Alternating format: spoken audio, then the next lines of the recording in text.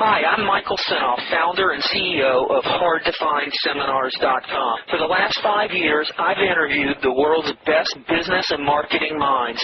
Now my challenge is to build the world's largest free resource for online, downloadable audio business interviews. I've learned a lot in the last 5 years, and today I'm going to show you the skills you need to survive.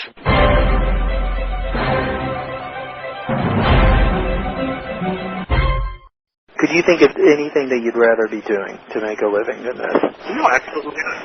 I don't work. I just have fun. I help people.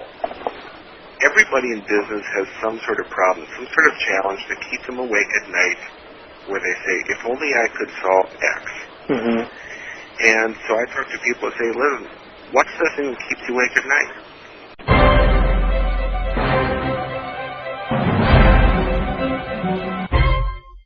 What are some of the things that you remember about that first seminar that would stick out in your mind?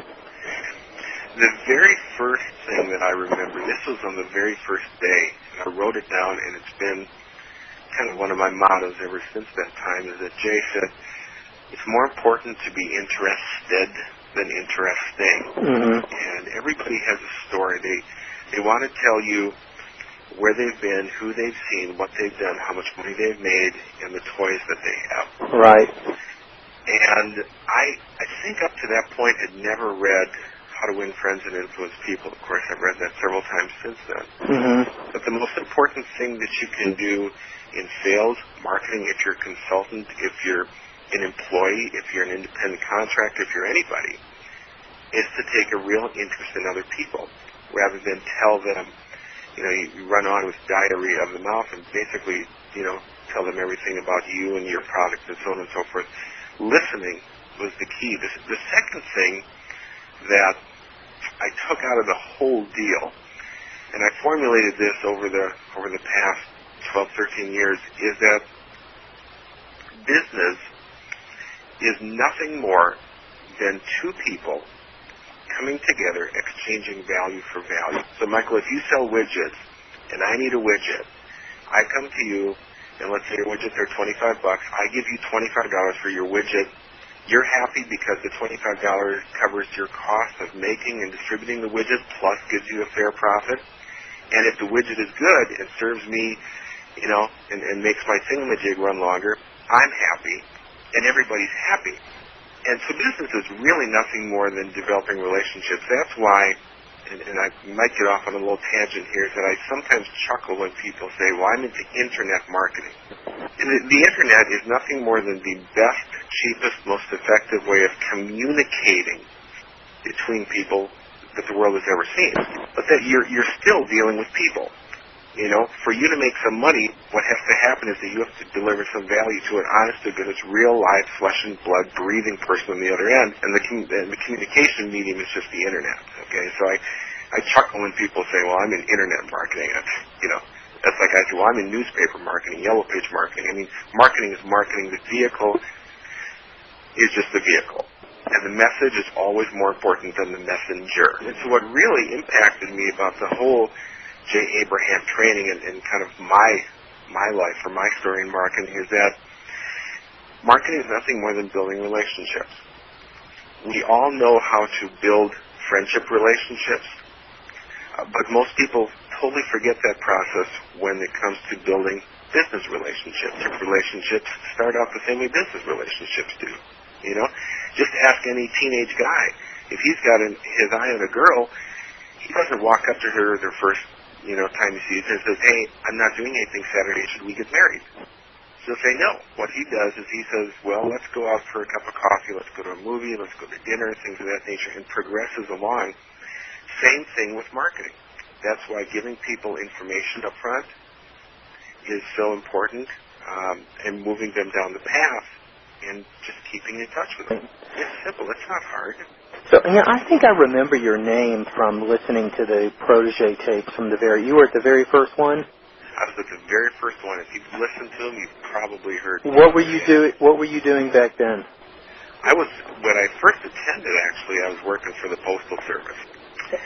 And I went to his, kind of started up things, and within 6 months I had managed to to quit babysitting computers for the post office and struck out on my own along the way. It's kind of funny because one of the things, I'm sure if you've listened to some of the early Protégé tapes, is right. that Jay would say, listen, guys, armed with the information that you have right now, you know more than 90% of the businesses out there know. And so me coming from a blue-collar background, I said, well, this is kind of interesting.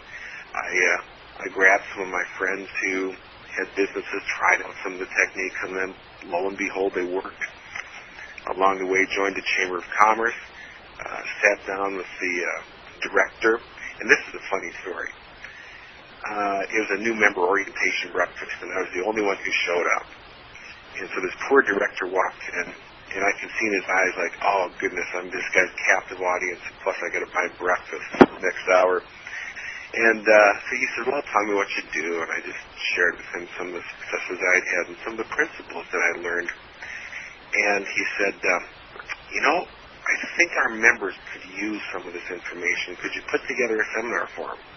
Okay. And I'm of the mindset that you say yes first and figure out how to do it later. So I said, sure.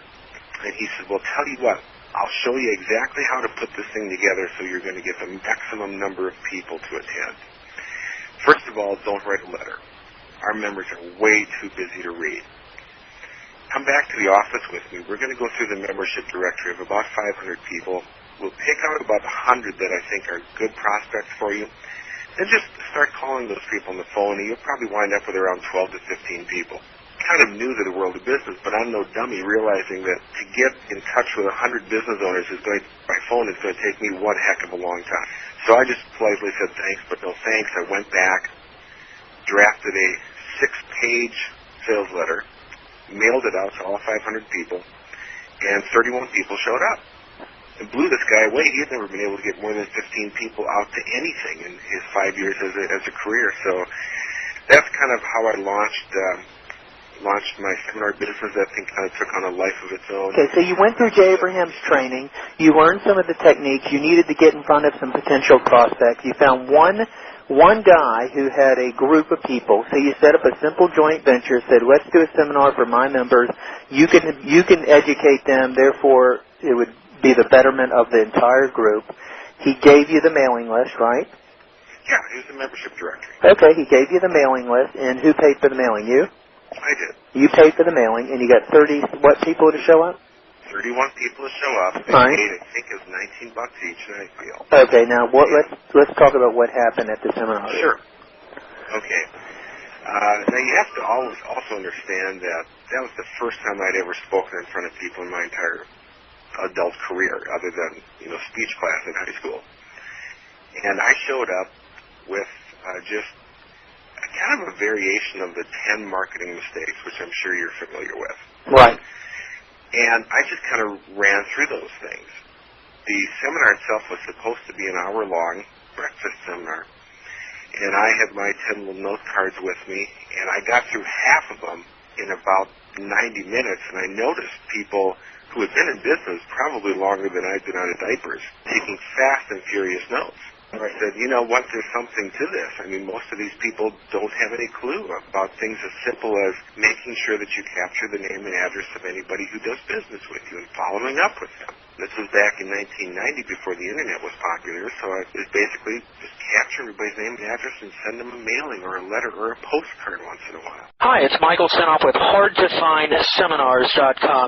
Thanks for watching this video. Many of my interviews last 30 minutes, 40 minutes, an hour, sometimes even up to 2.5 hours long. They're actual mini seminars, and you've just listened to a short sample of just one of over 117 hours of exciting, hard-hitting, mind-blowing interviews on how to make money in direct mail, advertising, copywriting. I assure you, there is not a resource anywhere on the Internet or on the planet that comes close to the free information I provide at HardToFindSeminars.com. So go right now to HardToFindSeminars.com, and you'll have free access to 117 hours of audio interviews with typed word-for-word downloadable transcripts and downloadable MP3 files. Please browse some more of the videos or go right directly to HardToFindSeminars.com. Thanks for watching.